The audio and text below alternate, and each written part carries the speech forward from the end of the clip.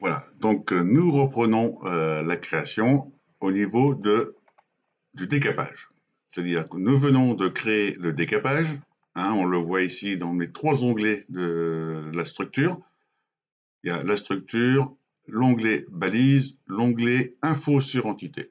Là, pour ce projet, je vous conseille de n'avoir que ces trois onglets d'affichés. Le reste, on n'en a pas besoin.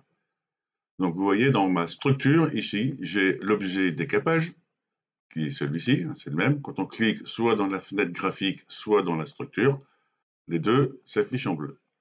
Et on voit qu'il y a le panneau et la parcelle, ici. Alors là, ils sont ce qu'on appelle masqués, parce que je travaille dans la structure.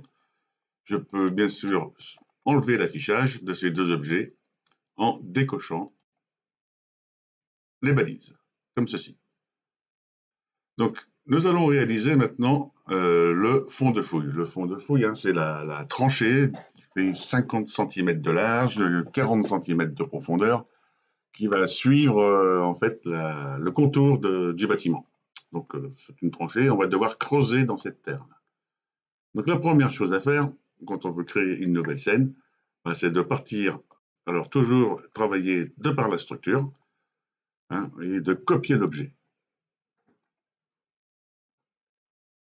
Une fois que l'objet est copié, euh, eh bien, vous allez dans le menu édition, et là, vous faites copier, et aussitôt, coller sur place.